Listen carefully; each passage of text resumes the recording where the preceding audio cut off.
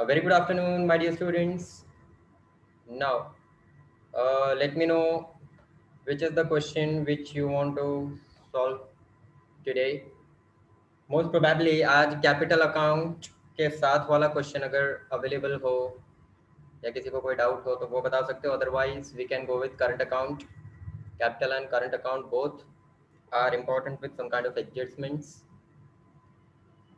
Let me know. Yes, everyone, come to page number 79, question number 9. Mark this question one of the most important question till date. और इसके साथ ये भी mark करना कि ये क्वेश्चन आपको आया था मार्च 2019 में. इट वॉज आस्क्ड इन मार्च 2019. सो इसके साथ हमारा पेपर का एक इम्पॉर्टेंट क्वेश्चन भी सॉल्व हो जाएगा. Now let's continue with the markings. सबसे पहली चीज क्वेश्चन पढ़ेंगे. Parthiv and Priya are the partners of a partnership firm. From the trial balance dated 31/3/17 and adjustments prepared final accounts will prepare the final accounts of a partnership firm. Now let us first mark the items. We have year ending on 31/3/17. So I give you all the rights. You can unmute yourself if you want and you can continue with the markings. चलो अब हम यहाँ सबसे पहले बनाएंगे. वैसे regularly हम बनाते हैं सारे अकाउंट्स. कौन से पहले trading account, then profit and loss account, then profit and loss appropriation.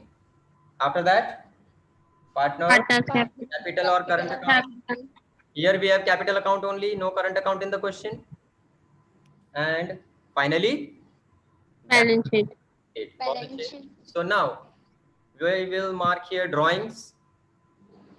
Partners capital account debit side mark karo. Partners capital account debit. Also information is given net cost of purchase. Now ये net cost of purchase पे एक एसेट्रिक लगाया हुआ, star लगाया हुआ है जिसकी note यहाँ नीचे दी हुई है. What do you mean by net cost of purchase? और यहाँ पर देखो क्या मजाक हुआ हमारे साथ. Net cost of purchase means adjusted purchase. वाह, अच्छे से समझ में आ गया सर. एडजस्टेड परचेज क्या होता है? एडजस्टेड परचेज ये आपने 11th में पढ़ा हो तो raise your hand, you can thumbs up those who want to give answer. Adjusted purchase मतलब क्या? यस हिटल बेटा. सर हमें ऑलरेडी हमने पहले ग्रॉस प्रॉफिट फाइंड कर लिया होता है, फिर हमें पता चलता है कि कुछ एंट्रीज जो ट्रेडिंग अकाउंट में जानी चाहिए थी वो नहीं गई. और मतलब कि परचेज में भी एंट्रीज है, जैसे कि परचेज रिटर्न है वो हमने रिकॉर्ड नहीं किया, तो हम वापस से ग्रॉस प्रॉफिट ट्रांसफर करेंगे और फिर वापस से पूरा ढूंढेंगे, फिर एडजस्टेड ग्रॉस प्रॉफिट ढूंढेंगे, फिर मिल जाएगा. राइट बेटा, आपने जो कहा है वो कब हम लेते हैं? जब हमें डायरेक्टली ग्रॉस प्रॉफिट दिया हो, राइट. बट इस क्वेश्चन में डायरेक्टली हमें ग्रॉस प्रॉफिट दिया नहीं है. You are correct. पर मैं कहूंगा आप कुछ पोर्शन में बिल्कुल करेक्ट है बेटा कि हमने परचेज में परचेज रिटर्न नहीं दिया यहाँ पे. प्लस क्या आप देख सकते हो यहाँ पर कोई परचेज रिलेटेड एक्सपेंस एक दो ही है, आपने क्लब कर दिया है like we have wages, right. तो ये सब आपने एक कॉस्ट ढूंढने के लिए करना होता है. What do you mean by cost?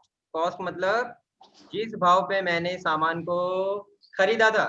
We are trading firm, हम खरीद रहे हैं कॉस्ट पे, फिर उसमें प्लस करते हैं profit. Like I do cost price 100 रुपए की चीज, मैंने अपना प्रॉफिट ऐड किया 50, तो मैं उसको कितने में बेचूंगा? 150, राइट. तो ये कॉस्ट हमें यहाँ पर मिल रहा है. अब ये कॉस्ट क्या है? मेरा जो भी मेरा खर्चा है खरीदने में, ये खर्चा जो होता है उस एक्सपेंस को हम बोलते हैं नेट कॉस्ट. तो इसके अंदर क्या क्या चीजें आती है? Can I say this cost means cost of goods sold. Cost of goods sold, जिन सामान को मैं बेचने वाला हूं उनका cost. Can I say that is cost of goods sold, right.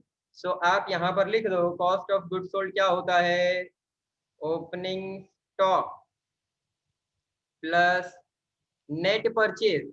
अब यहाँ पे परचेज को जब मैं परचेज रिटर्न निकालने के बाद रिकॉर्ड करता हूं तो इसको कहते हैं net purchase. Opening stock plus purchase minus returns minus closing stock.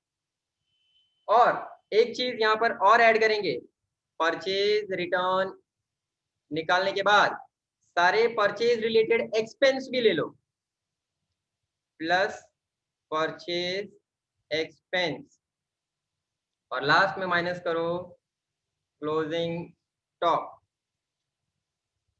तो बच्चों आपको याद इतना रखना है, देखो opening stock plus purchases plus purchase expense minus closing stock. फिर से एक बार opening stock plus purchases plus purchase expense minus closing stock.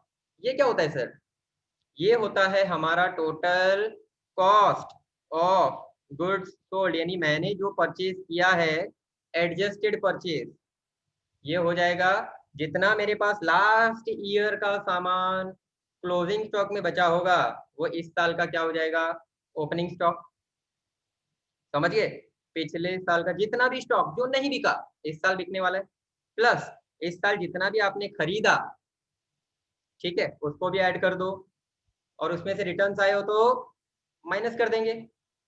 Plus हर साल एक्सपेंसेस भी अलग अलग होते हैं हमारे पास, ठीक है।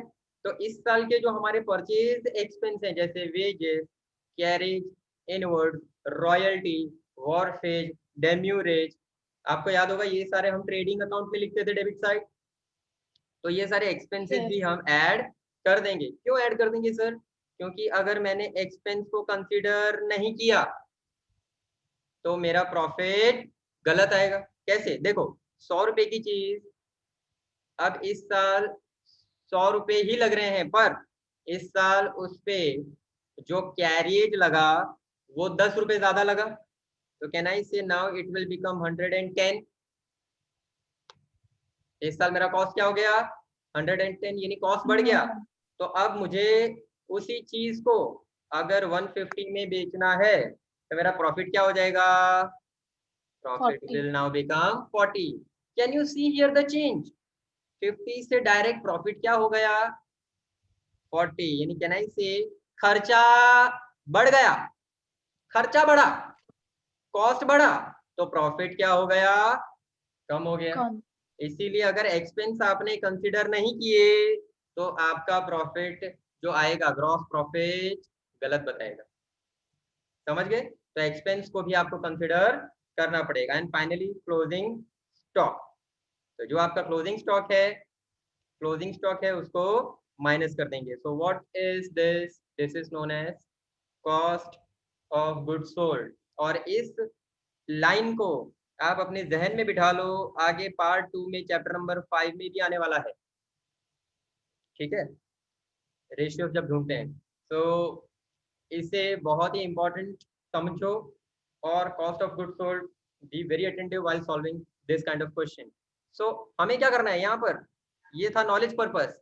अच्छा सर ये परचेज का हम क्या करेंगे, simple trading account debit side, बराबर है। कॉस्ट है सामान को जो भी भाव में आपने खरीदा है, कॉस्ट ले लो, trading account debit side. Now stock, which stock is this, closing stock, which closing date, तो क्लोजिंग स्टॉक। अब यहाँ देखो क्लोजिंग स्टॉक आपको यहाँ पर हर बार कहाँ दिया जाता था, ट्रायल बैलेंस में कि एडजस्टमेंट में? एडजस्टमेंट में आता था ना। अभी एडजस्टमेंट में कोई भी क्लोजिंग स्टॉक दिख रहा है? नो नहीं। तो इसका मतलब trial balance item will have only how much effect, one single effect, एक लौता इफेक्ट। और उसको अब स्टॉक को कहाँ लिखोगे, क्योंकि देखो क्योंकि हाँ सेट साइड लिखेंगे, क्योंकि यहाँ कॉस्ट ऑफ परचेज वाले में इस क्लोजिंग स्टॉक का इफेक्ट ऑलरेडी आ गया है। समझ गए? Are you getting this? Therefore, we have been given with this stock of goods अगर इस बात को यहाँ क्लोजिंग स्टॉक के साथ समझ गए हो, then you will take this asset side. वैसे भी ट्रेडिंग अकाउंट में closing stock we will always take on asset side. कोई दिक्कत? चल आगे बढ़ते हैं। Now receivables, asset, asset, debtors हमारे, wages and salary, trading account, क्योंकि बड़ा अकाउंट वेजेस का होगा, सैलरी को उसके साथ एडजस्ट किया गया है, सो वेजेस वर्ड आगे आ रहा है ट्रेडिंग अकाउंट डेबिट साइड। अच्छा सैलरी वेजेस होता तो प्रॉफिट एंड लॉस होता। Understood? Here we will take wages, trading account debit side. Now trading expense, what do you mean by trading expense? P&L, profit and loss account. देखो यहाँ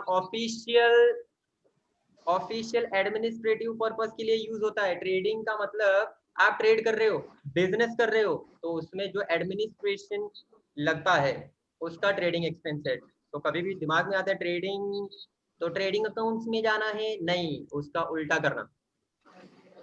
अच्छा building asset, asset, furniture fittings asset, asset, office equipments asset, again asset, packing material stock, ये asset, stock word again asset, cash balance asset, asset. देखो debit side है, सारे items या तो expense होंगे या तो असेट होंगे। क्रेडिट साइड के आइटम्स या तो इनकम होंगी या तो लायबिलिटी होगी। अंडरस्टूड? चलो capital account, partners capital, capital, credit side, sales, trading trading account, credit side, बहुत अच्छे। Payables, liability, goods distribute as free sample. trading account, हाँ क्या करेंगे?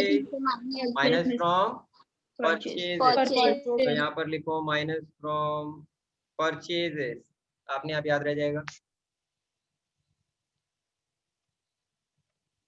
नीचे लिख देते हैं यहाँ पे माइनस फ्रॉम परचेजेस। अच्छा bank overdraft, liability, last lecture में भी किया था, सो बहुत बढ़िया। ट्रायल बैलेंस काफी छोटी सी दिख रही है यहाँ पे, उतने ही बड़े, बेटा म्यूट कर लो प्लीज अपने आप को, उतने ही बड़े एडजस्टमेंट्स हैं, और यहाँ दो एडजस्टमेंट काफी इंपॉर्टेंट है जिन्हें आपको अच्छे से समझना होगा। So let us continue with that. अच्छा पहला एडजस्टमेंट है provide interest on capital 8% and 12% on drawings. तो कौन सा अकाउंट बनाना पड़ेगा? Profit and loss appropriation, appropriation account बनाना पड़ेगा, right? Now Parthiv has withdrawn 400 at the end of each month, underline at the end of each month, हर महीने 400 रुपए विड्रॉ कर रहा है कौन? Parthiv. And Priya has withdrawn this amount which is given in trial balance on 1/10/16। तो अब यहाँ Parthiv 400 at the end of each month, raise your hand, क्या याद आ रहा है sir? At the end of each month, first chapter में हमने एक्स्ट्रा में भी सॉल्व किया हुआ है। यस मानो बेटा। Sir 66 by 12। 66 by 12, very good. क्योंकि अगर कोई भी partner same amount, fix amount at the end of each month withdraw करता है तो उसके इंटरेस्ट पे लगेगा कितने महीने का interest? 66 divided by 12 months, right? So we will do that, then we will solve directly. Also Priya has withdrawn on 1/10/16, raise your hand। Date का क्या रेलेवेंस है बेटा? 1/10/16 का क्या रेलेवेंस आएगा? प्रिया का जो विड्रॉल है 3200 is withdrawn by Priya। yes Priyanshi. Sir 6 months के लिए ही है वो, इसलिए 6 months का ही इंटरेस्ट देंगे हम प्रिया को। yes interest will be calculated from 1/10/16। तो चलो कैलकुलेट करो। 10 means October, the same month which we are going through, so October, November, December, January, February, March. So interest will be for 6 months. Also पार्थिव के लिए मैं यहाँ पर आप लोगों को बताना चाहूँगा 400 हर महीने विड्रॉ कर रहा है. So you can see here it is equal to 4800 and Priya we will mention date 1/10/16. So हमारा एडजस्टमेंट यहाँ पर नंबर 1 खत्म. Now credit sales is not recorded. We will see directly unrecorded. Very first we will solve unrecorded and rectification adjustment will be taken very first. ठीक है, सबसे पहले कभी भी एडजस्टमेंट सॉल्व कर रहे हो क्लोजिंग स्टॉक ले सकते हो, no doubt, but after that you must take always rectification type of questions. क्योंकि देखो जैसे यहाँ पे ये दिया क्रेडिट सेल्स, ये नॉट रिकॉर्डेड अगर दिया गया हो 6th एडजस्टमेंट में और ऊपर ये एडजस्टमेंट हो right of bad debts and after that bad debts reserve provide on debtors at the rate 5%, तो आप क्या करोगे, पहले ये वाला सॉल्व कर दोगे, बाद में एंड में पता चलेगा अरे अनरिकॉर्डेड क्रेडिट सेल्स तो बाकी है जिसका एक इफेक्ट आता है डेटर्स पे, तो आपको फिर वापस से पूरा सॉल्व करना पड़ेगा. इसीलिए always go with rectification first and without rectification you can't go with final accounts, isn't it? Right? So we will solve this adjustment number 2 first. Third directly we will solve. Fourth is furniture written off became obsolete. Fifth is also really important. Fourth is finalized the claim, we will see that. And sixth outstanding wages is not recorded to wages. अच्छा ये भी rectification के related है. Wages outstanding wages account is not recorded, so we will solve adjustment number 2nd and 6th, which are very very important. All right, so let us continue with that. I hope you all have made the formats, columns तो सबने बनाए होंगे. So prepare the format for trading account. Half page में हो जाएगा. Profit and loss account around 1 page, half page for appropriation, half page for partners capital, and 3/4 page for balance sheet. Prepare it quickly.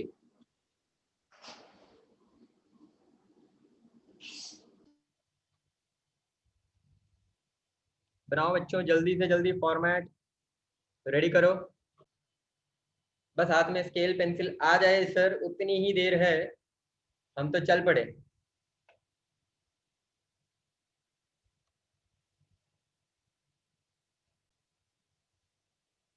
So now we are on page number 72, 79, question number 9. In the books of partnership firm of Parthiv and Priya, have a habit of writing this headings. So now this is your board exam question of March 2019.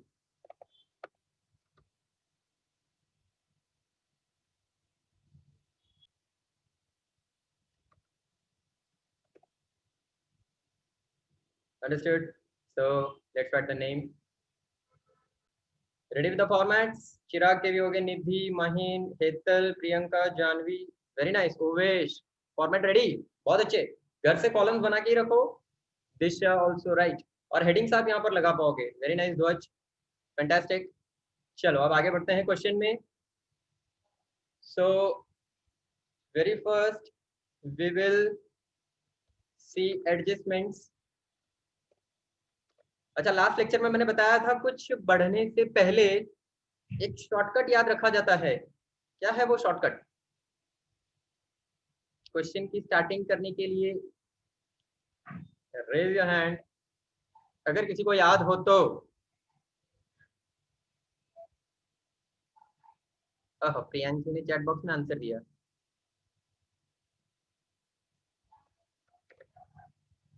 Yes Priyanshi, बोल तो बेटा. सु CCD. CCD એટલે શું? Capital, cash and Drawing. drawing. Right, હવે capital cache આપણે કરીશું okay admission retirement ડિઝોલ્યુશન વાળા ચેપ્ટરમાં. અહીંયા આપણે શું કહીશું? Capital current and drawings. Very good, CCD યાદ રહી જશે. Capital balance, current account balance and balance of the drawings account. બહુ સરસ. So let us continue with CCD. So I am unmuting if you want to answer or you want to ask anything. तो चलो, सबसे पहली चीज capital balance, date 1/4/16 by balance brought forward. ये balance लाया गया है पिछले साल का क्लोजिंग बैलेंस, इस साल का हो जाएगा opening balance. You can find capital 24,000 for Parthiv and of Priya 16,000. Capital completed. यहाँ हमारे पास कैपिटल अकाउंट है, करंट अकाउंट नहीं है. फर्दर करंट अकाउंट नहीं है. And drawings, partners capital debit side. बहुत अच्छी निधि. अच्छा, पार्टनर्स कैपिटल में मैं आपको एडजस्टमेंट नंबर 1 यहाँ पर रेफर करने को कहूंगा. उसके हिसाब से जरा सा लॉजिकली यहाँ डेट चुनने में गलती मत करना बच्चों. बहुत इंपॉर्टेंट यहाँ पर डेट आपकी होने वाली है. देखो, पहले बताओ किसका कैपिटल या ड्राइंग्स, पार्टनर्स ड्राइंग्स में किसका ड्राइंग सबसे पहले लिखें. देखो, मैंने इसीलिए एक हैबिट बनाई थी. यहाँ से डेट मैंने कहाँ पर लिख दिया था? ट्रायल बैलेंस में लिखा था. All able to find it? Yes. Yes. क्या डेट है प्रिया की? 1 अक्टूबर. और पार्थिव के बारे में क्या इंफॉर्मेशन दी है? He has withdrawn at the and of each month. तो पार्थिव का ड्राइंग्स कौन सी डेट को होगा? 1/3/17. Last date of March. Last date of March, आखिरी डेट को उसका एक ड्राइंग बनता है. और वैसे भी उसका ड्राइंग्स अकाउंट अगर हम बना रहे हैं तो हम उसे लिखेंगे लास्ट डेट को. तो सबसे पहले किसका? प्रिया का ड्राइंग्स लिखो 1/10/9/16 टू ड्राइंग्स अकाउंट. अब यहाँ दोनों के ड्राइंग्स अलग अलग डेट को हैं, ध्यान देना. इसीलिए आप इंडिविजुअली मेंशन करोगे. प्रिया 3200 and Parthiv you can put 31/3/17 last date. Total drawings 4800. 4800. बहुत अच्छे. तो CCD capital current drawing record हो गया यहाँ पे.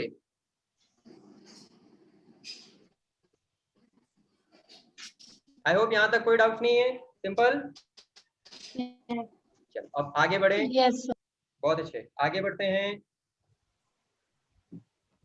क्लोजिंग स्टॉक का एडजस्टमेंट नहीं है, इसीलिए हम जाएंगे सबसे पहले adjustment number 2. Credit sales is not recorded and total of sales book of March is overcast.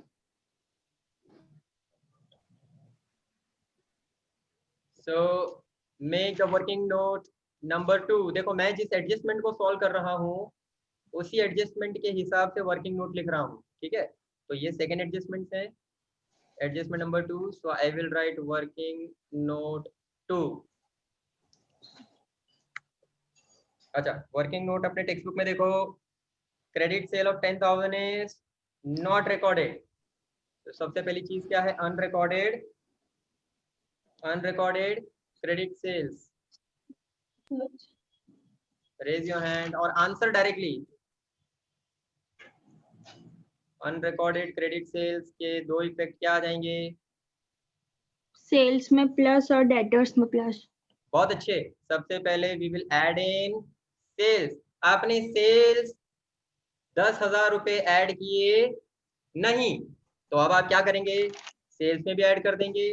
और क्रेडिट सेल्स मतलब आपके डेटर्स भी बढ़ जाएंगे. यहाँ पे डेटर्स को रिसीवेबल्स लिखा हुआ है. So you will add in sales, add in debtors. So just solve with me.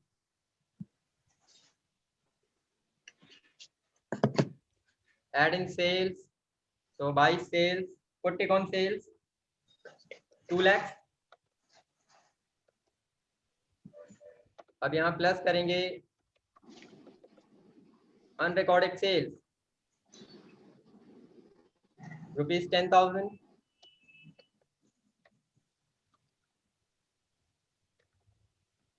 Any doubts with this?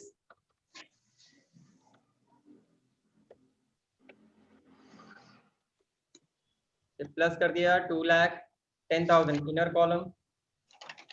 Do we have anything else related to sales? Yes, yes sir. इसी adjustment में आगे है हमारे पास sales book का total overcast हो गया. चलो उससे बाद में करते हैं. पहले put take on debtors, that is receivables here. So I will write here receivables in bracket, debtors 48,000. 48,000 are the receivables. Very nice. इसमें भी ऐड कर देंगे unrecorded sales. unrecorded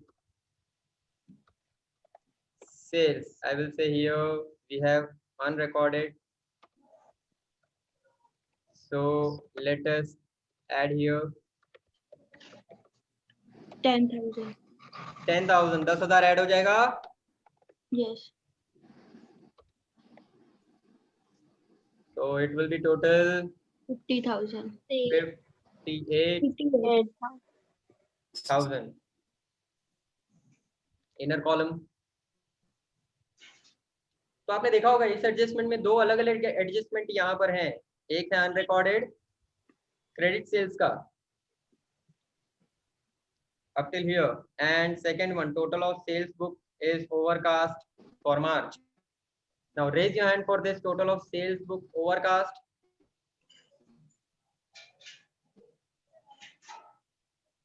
इसके बारे में क्या कहना चाहेंगे सर? थोड़ा बहुत याद आ रहा है, हमने कुछ सॉल्व किया था. Anyone?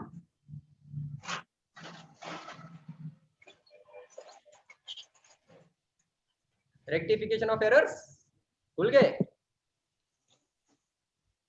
Yes sir. अच्छा भूल गए उसके लिए यस सर, या आ रहा है उसके लिए यस सर? याद है. अच्छा याद है. बोलो बेटा. Total of sales book is Under overcasted. Overcast. by rupees 2,000. 2,000. Sir मैं बोलूं? बोलो बोलो बोलो बेटा, कंटिन्यू. एतल सर सेल्स बुक ओवरकास्ट हो गई है, मतलब कि 2,000 से ज्यादा दिखाया है हमने उसको. 2,000 से ज्यादा. ज्यादा हो गया. कहना इससे सेल्स बुक इज ओवरकास्ट. तो overcast means we have recorded more. We have recorded more. ये टोटल करने वाला एरर है. मतलब दो तरह के एरर होते थे हमको. एक एरर जिसकी वजह से ट्रायल बैलेंस हिल जाता था, ट्रायल बैलेंस टैली होता था नहीं. आपने मिस्टेक किया, ट्रायल बैलेंस टैली हुआ नहीं, वहां पर ये एरर आता था. याद आया? Debit is equal to credit नहीं होता था, ट्रायल बैलेंस टैली नहीं होता था. It affects trial balance. मतलब ये जो आपने एरर किया ये टोटल करने में किया. सेल्स बुक आपका जो भी अमाउंट से बता रहा था उसका बैलेंस जब आप ट्रायल बैलेंस में लेके आए, लास्ट ईयर के चैप्टर नंबर 9 में ट्रायल बैलेंस आपने किया, तो उस वक्त आपने 2,000 का टोटल ज्यादा दिखा दिया. Isn't it? तो अब बेटा इसको रेक्टिफाई करने के लिए क्या करेंगे? रिवर्स. मतलब सेल्स बुक की एंट्री क्या पास हो जाएगी अभी? Sales account debit. Sales account हम करेंगे debit and we will credit to suspense account. बहुत अच्छे. दो तरह के एरर होते थे. एक था debit is equal to credit, मतलब एरर तो है फिर भी ट्रायल बैलेंस टैली हो गया. दूसरा था debit is not equal to credit. So अगर ट्रायल बैलेंस टैली हो जाता था तो सस्पेंस की जरूरत पड़ती थी नहीं, ट्रायल बैलेंस टैली नहीं होता था तो हम सस्पेंस अकाउंट यूज करते थे, isn't it? So Yes. now we will use this suspense account. पर दिमाग में एक बात आनी चाहिए कि सर अगर यहाँ सस्पेंस हो रहा है तो यहाँ कहीं पे भी सस्पेंस क्यों नहीं दिया? होना चाहिए ना, क्योंकि दूसरा इफेक्ट सस्पेंस में जाएगा, तो सस्पेंस को आप प्लस करेंगे या माइनस करेंगे, यहाँ से कुछ पता नहीं चल रहा है sir, right? So we will see that also. Let us first complete this. So now we will have suspense account, अभी नहीं बनाना है. Let us first continue with this. Suspense का इफेक्ट मैं बताता हूँ क्या होगा उसका. So let us continue here. अच्छा, एक और तरीका है आपको पता करने का. See here, sales book has which balance? Credit. Credit balance पक्का? किसी को कोई Yes. डाउट है सर क्रेडिट बैलेंस होता है सेल्स बुक का? इसमें मुझे कोई डाउट है? Sales No. Goes out, No. We have credit balance. अच्छा, अब ये चीज याद रखना, कभी भी अगर आपको अंडरकास्ट दिया हो सो रिकॉर्ड ऑन सेम साइड, ठीक है, और ओवरकास्ट दिया हो तो रिकॉर्ड ऑन ऑपोजिट साइड, ठीक है. अब यहाँ पे क्या दिया है? ओवरकास्ट, तो मैं यहाँ पे क्या लिख दूंगा? Opposite side. अब देखो मुझे यहीं से जवाब मिल जाएगा. देखो क्या लिख रहा है यहाँ पर, सेल्स बुक को क्या करो? ऑपोजिट. ऑपोजिट. हाँ, sales book opposite, sales book opposite. Debit. मतलब सेल्स का नेचर होता है क्रेडिट. अब आप करेंगे यहाँ पे डेबिट. समझ गए? So we will have here sales account debit. क्योंकि आपने टोटल ज्यादा बता दिया है तो अब उस टोटल को करेक्ट करने के लिए आप डेबिट करेंगे to suspense account. Suspense account 2000. So now what will be the effect of this? Suspense में माइनस. Yes, चलो सबसे पहले सेल्स में क्रेडिट बैलेंस हमने किया डेबिट, तो सेल्स को करेंगे माइनस फ्रॉम सेल्स. वैसे भी आपने गलती की है ज्यादा टोटल लेके, तो अब उसको माइनस कर देंगे. Also suspense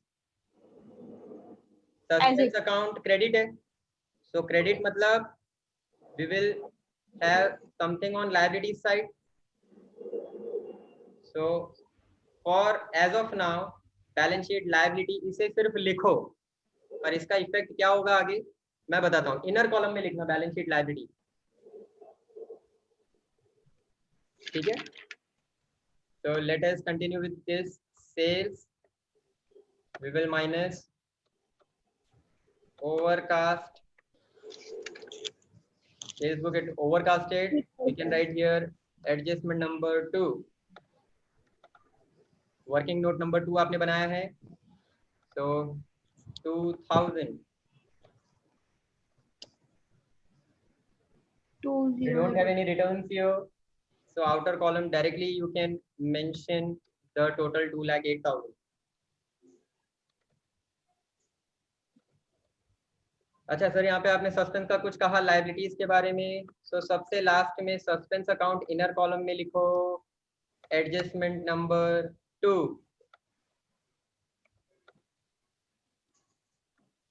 inner column 2000. Easy adjustment था यहाँ पर. चलो अब आगे बढ़ते हैं. सिक्स्थ ले लेते पहले, उसमें भी कुछ अनरिकॉर्डेड है. Outstanding wages 2000 is recorded to wages account. अब यहाँ पर दो एडजस्टमेंट नहीं है. हाँ बच्चों, outstanding wages to recorded to wages account, ये हम जनरली करते हैं.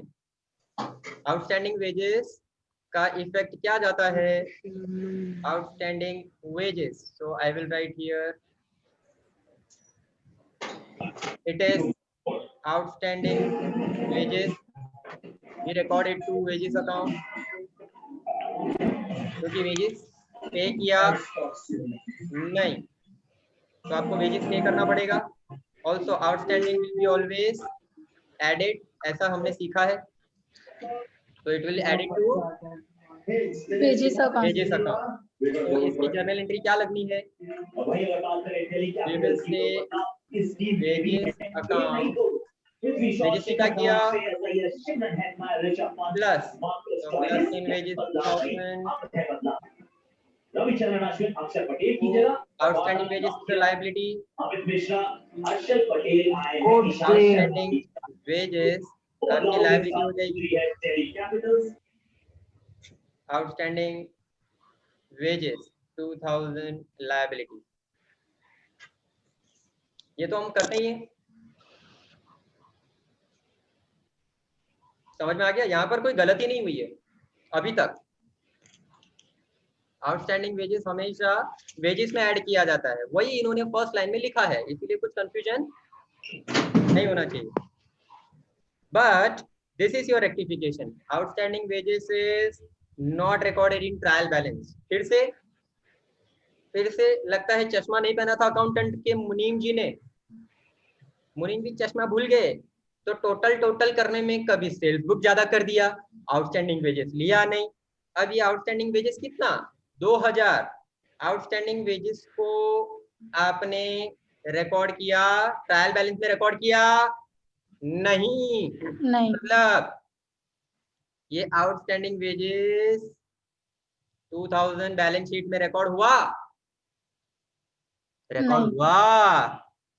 रिकॉर्ड हुआ नहीं.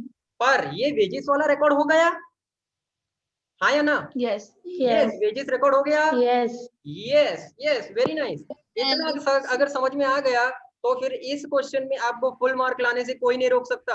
इसका मुझे बताओ बच्चों, इसका जर्नल एंट्री क्या पास करोगे? Outstanding wages. Let us write to outstanding wages. Credit isn't it? अभी मैं बैलेंस शीट में लायबिलिटी साइड लिखूंगा कि नहीं? Yes balance sheet liability side record हो जाएगा, isn't it? तो फिर डेबिट क्या करें? Suspense. Very nice. Suspense account will be here debit. क्योंकि ये फिर से कौन सा वाला एरर था? जिस एरर की वजह से ट्रायल बैलेंस टैली हुआ नहीं, इसीलिए तो पता चला कि आपने आउटस्टैंडिंग वेजेस रिकॉर्ड किया नहीं. तो अब इसको क्या करेंगे? We will record this to suspense account. Means something we will record to suspense. कुछ समझ में आ रहा है सर? अब देखो इसी एंट्री को मैं यहाँ पर लिख देता हूँ. Very correct, very truly, so that आप कुछ नया समझ पाओगे. Anyone got the hint? Raise your hand. जब तक मैं यहाँ पर लिख रहा हूँ, anyone who has got the hint?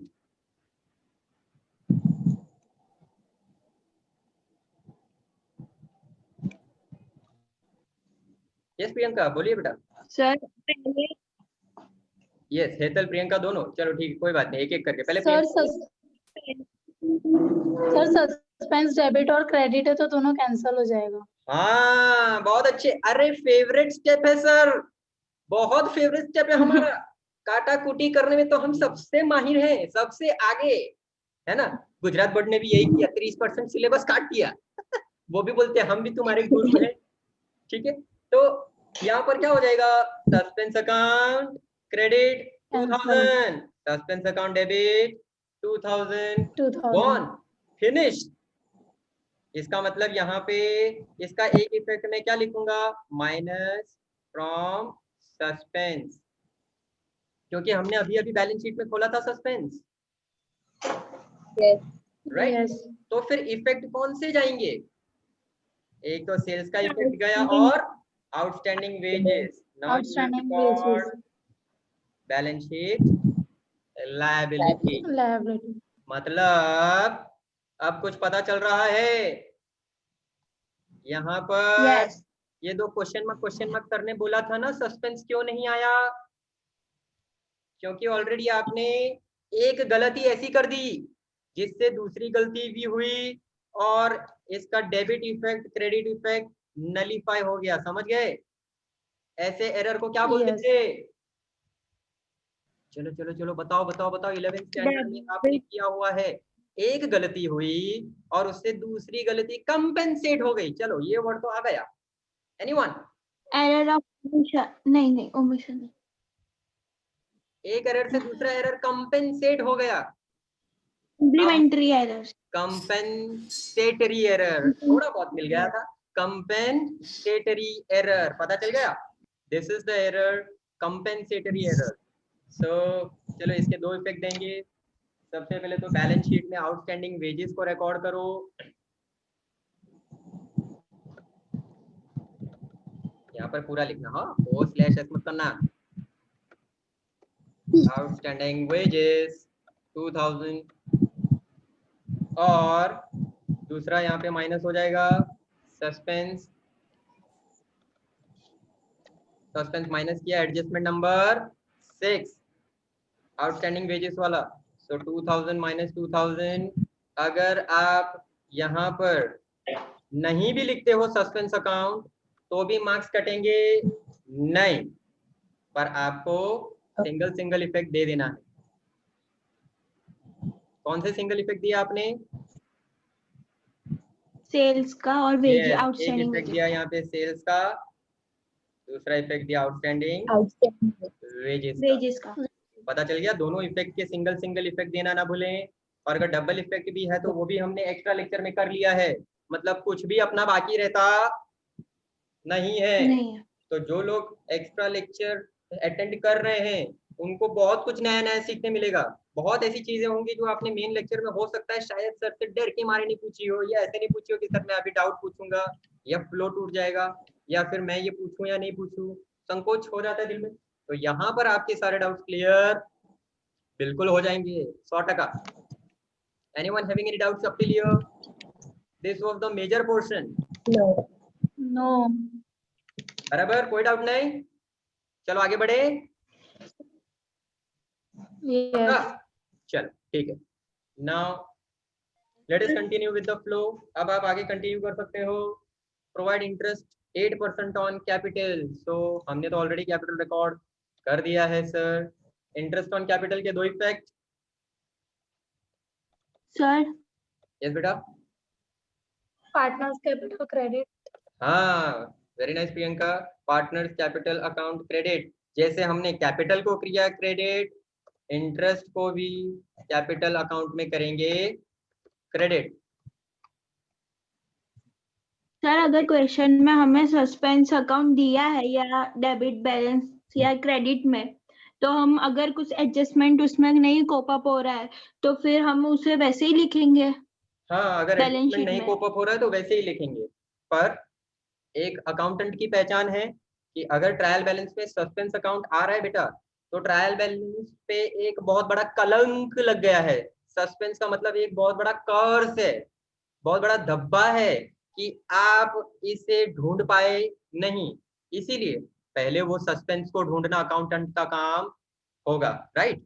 इसीलिए मैं मानता हूं वहां तक मैं उसके रिलेटेड एक दो एडजस्टमेंट तो दूंगा ही दूंगा जिससे वो सस्पेंस निकल जाना चाहिए। ऑलराइट बेटा? Okay, yes. चलो बहुत अच्छे। Yes.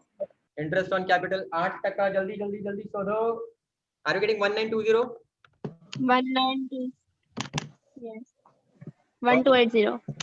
बहुत अच्छे। 16,000 का भी 8% निकालो तो 1280। 1280। बहुत अच्छे उमेश। अनम्यूट करके भी कह देना बेटा। आप चैट बॉक्स में भी आंसर दे रहे हो तो it will be very easy for me. चलो अब आगे बढ़ते हैं। इसका दूसरा इफेक्ट देंगे ऑपोजिट साइड ऑफ एप्रोप्रिएशन।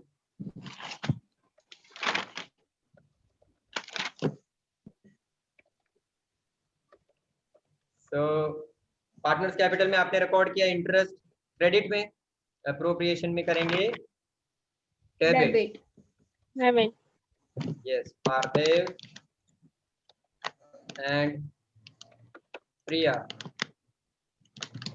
1920 1280 1280 3200 और equal to 100 बहुत अच्छा 3200 बढ़िया चलो अब interest on drawings 12% very good yes yes Parthiv के लिए मैं चाहूंगा कि ये एक्स्ट्रा क्लास है तो सभी को समझ में आ जाए किसी का कोई भी डाउट बाकी ना रहे तो I am making working note 1 और पार्थिव interest on drawings will be क्या हो जाएगा फॉर्मूला फिक्स अमाउंट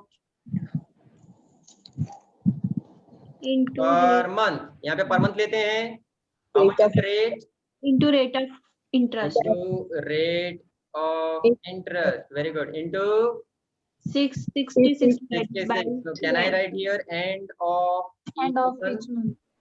yes तो इससे फॉर्मूला पता चल जाएगी rupees 400 into 12%. 12% into 66 divided by 12 अच्छा अमाउंट बताओ बेटा कितना हुआ 264 264 रुपीस 264 बहुत अच्छे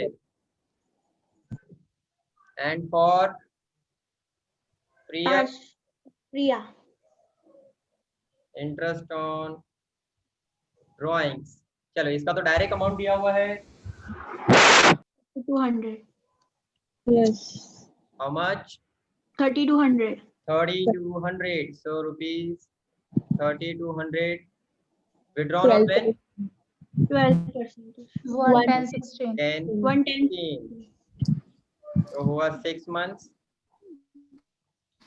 6 now I will months write 6 into months. 12% into 6 by 12 Into 6 by 12 192. 192 बहुत अच्छे so let us do it interest on drawings अब हो जाएगा 31,317 to interest on drawings पार्थिव का अमाउंट हमें मिला 264 264. and 192 192. और Priya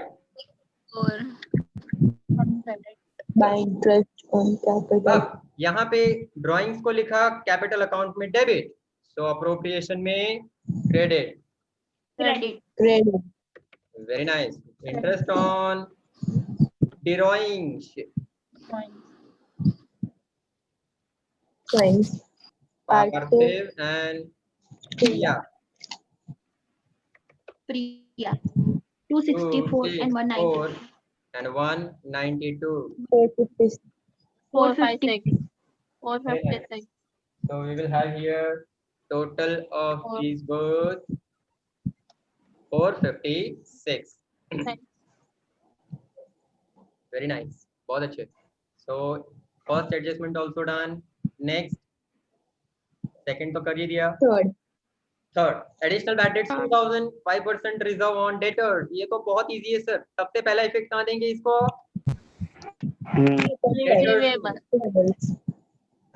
चलो बैड डेट्स एडजस्टमेंट कितना है रुपीस 2000 also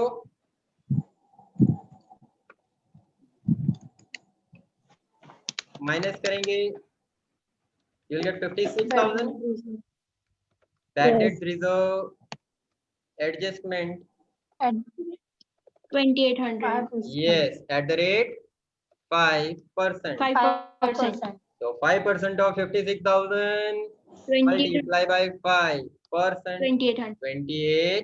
2800 बहुत बढ़िया so इसको 53200 आउटर कॉलम डेटर्स का सबसे बड़ा जो आपको टेंशन होता है ये बहुत इंपॉर्टेंट अमाउंट होती है कई बार असेट साइड आपको सिर्फ डेटर्स में ही झोल मिलेगा राइट अगर रॉन्ग हुआ तो डेटर्स हो सकता है ज्यादा से ज्यादा, otherwise asset side will be always perfect. चलो अब बैड डेट्स और बैड डेट्स रिजर्व के दो एडजस्टमेंट के दो इफेक्ट कहां पर देंगे?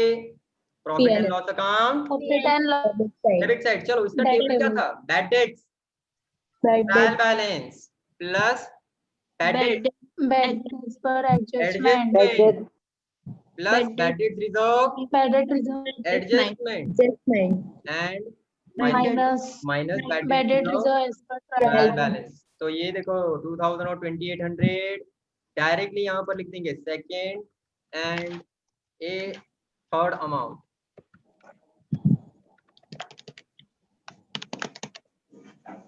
वेरी इजी, उतना तो मुझे पूरा भरोसा है तुम पे आंख बंद करके कि सर ये एडजस्टमेंट तो हम 11th से इसे करते आ रहे हैं, तो इसे हमने लगभग 8-10 बार तो सॉल्व कर ही लिया होगा। वेरी गुड, चलो आगे बढ़ते हैं। दोनों इफेक्ट हो गए। Now furniture of 4000 became obsolete. Put it on furniture and fittings. Furniture will write off 4000। अच्छा एक which is not recorded मतलब राइट ऑफ किया वो रिकॉर्ड किया नहीं, तो same like depreciation. So furniture account debit furniture and fittings 10,000 yes 10,000 furniture and fixtures कितना right of करेंगे? 4,000 yes written off this year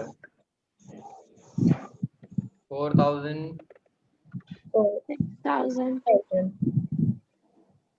6,000 outer column.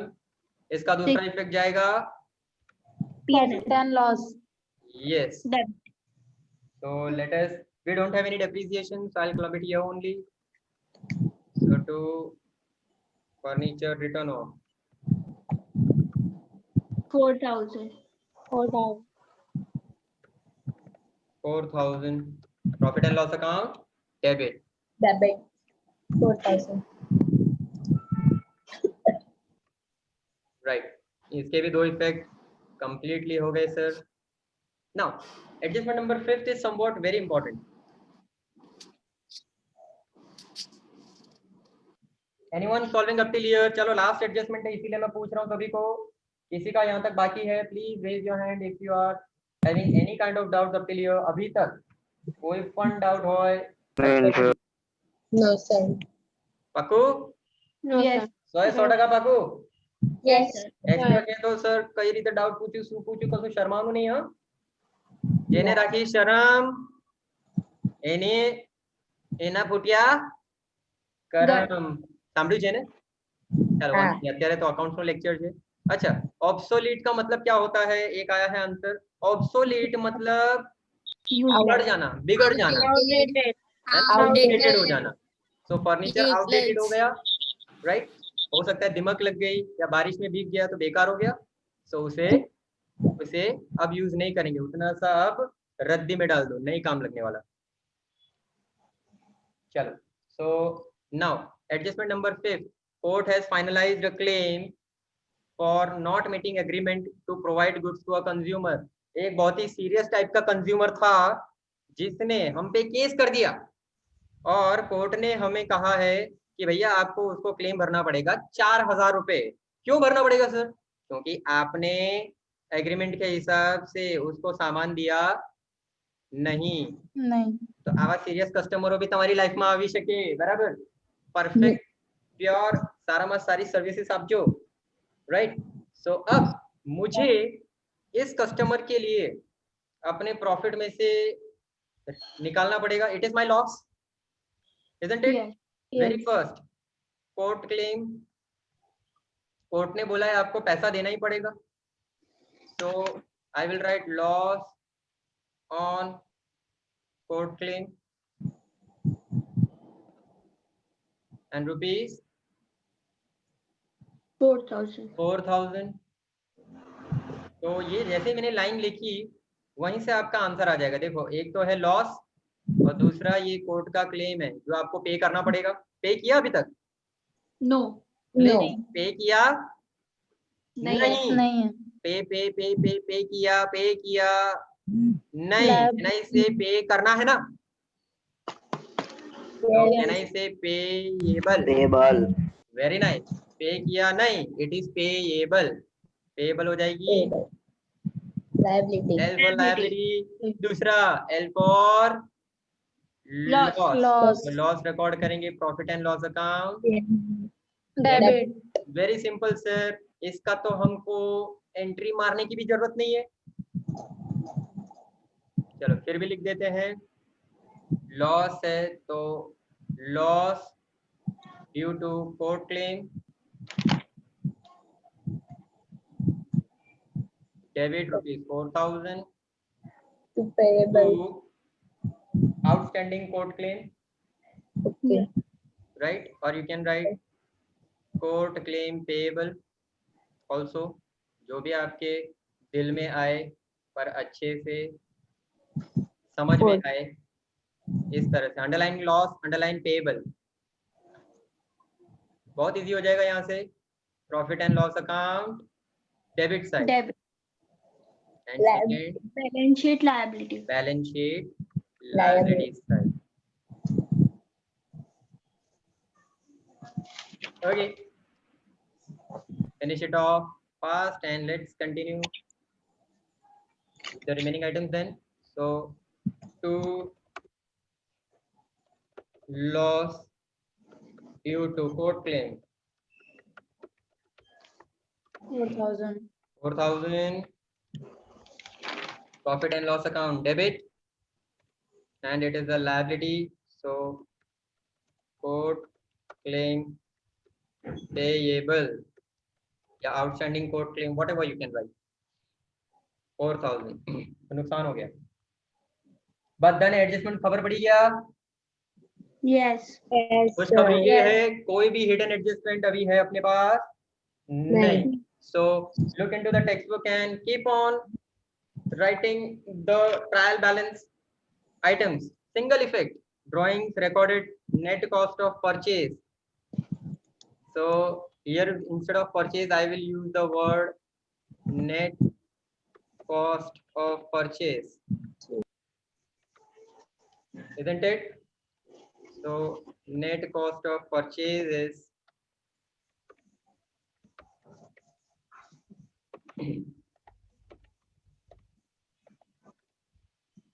right down here 1,06,000।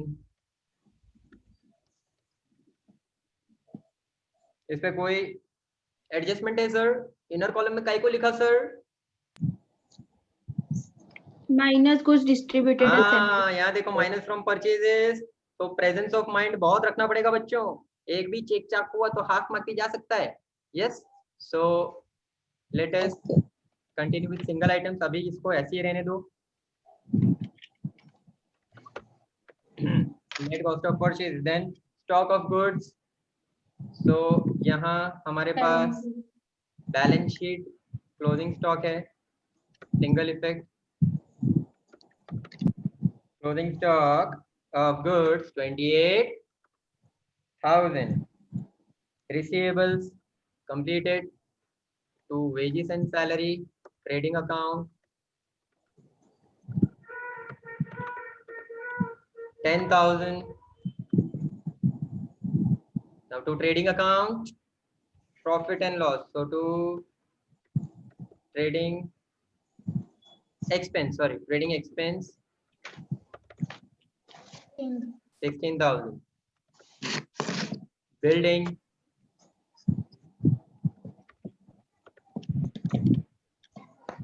50,000. सही में ऊंची है building. 50,000. Furniture and fittings completed. Office equipments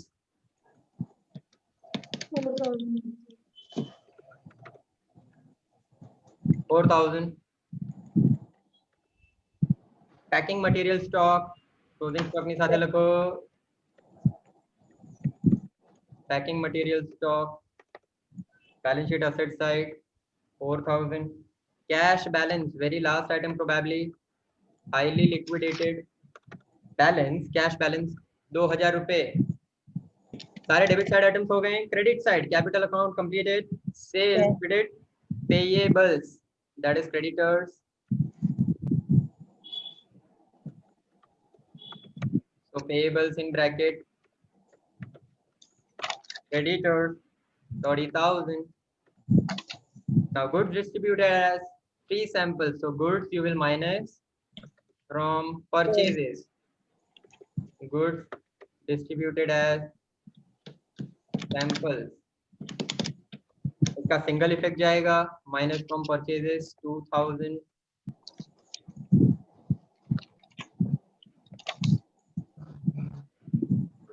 outer column 1,04,000. Last item, bank overdraft 14,000. सारी चीजें कर ली। Now we will do the balances. देखो यहीं पे पता चल रहा है ट्रेडिंग अकाउंट में क्रेडिट इज हायर और debit is higher. Credit is higher, so how much?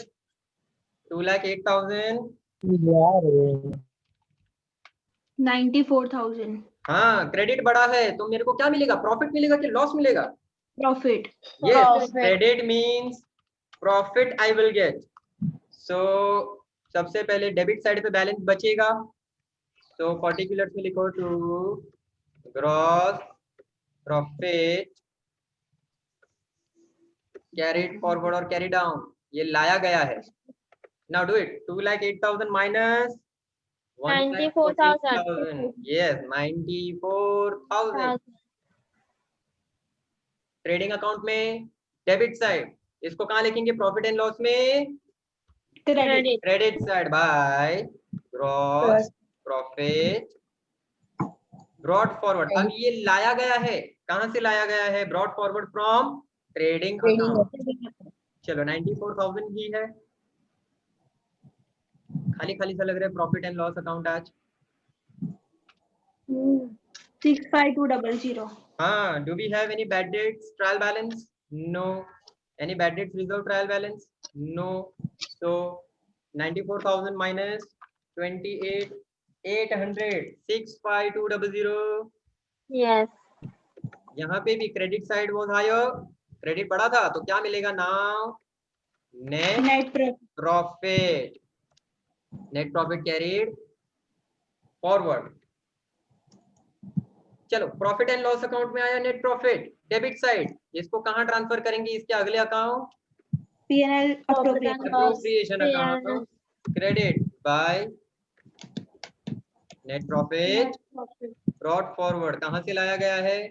Profit and loss account से लाया गया, plus 456 interest 65656 minus 3,200 62456।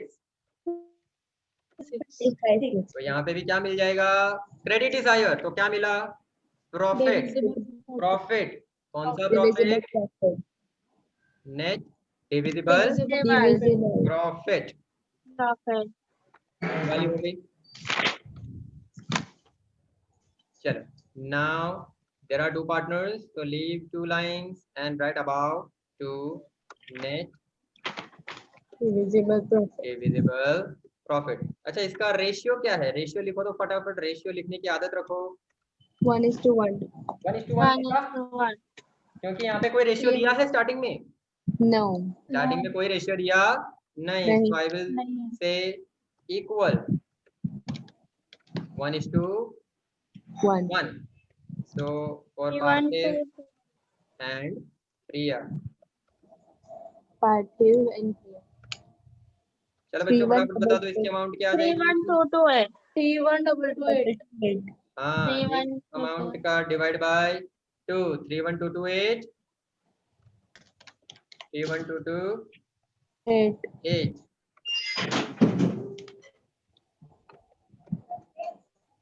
31228। So this is the profit। डाल दो पार्टनर्स की झोली में, पार्थिव एंड प्रिया इन दोनों के अकाउंट में क्रेडिट कर देंगे by net divisible profit 31,317 profit and loss account में क्रेडिट।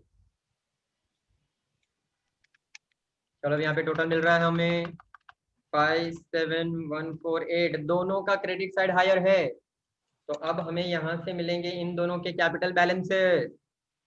57148 माइनस 5064। थक गए कैलसी यूज करके? हाँ 52084 हाँ 52084 084 बहुत अच्छे। एंड 48508 माइनस 3392 45116 45116, ये दोनों क्या है? Balance carry down. Balance carried down, बहुत अच्छे। कैपिटल बैलेंसेस आ गए, कैपिटल बैलेंसेस तो क्या लिखेंगे? To balance carried forward. अच्छा, इसको कहाँ पे लिखेंगे हम? बैलेंस लायबिलिटी साइड, बहुत बढ़िया। 31,317 will be the date। और इजी भी रहेगा, कैपिटल अकाउंट तक आप अपोजिट साइड पे ट्रांसफर करते रहते हो, बट कैपिटल अकाउंट जैसे ही आया तो यहाँ से सेम साइड पे ट्रांसफर करो। कैपिटल में भी लेफ्ट है तो बैलेंस शीट में भी लेफ्ट साइड पे जाएगा, यानी लायबिलिटीज। यस, पार्थिव एंड प्रिया दोनों का टोटल 97200।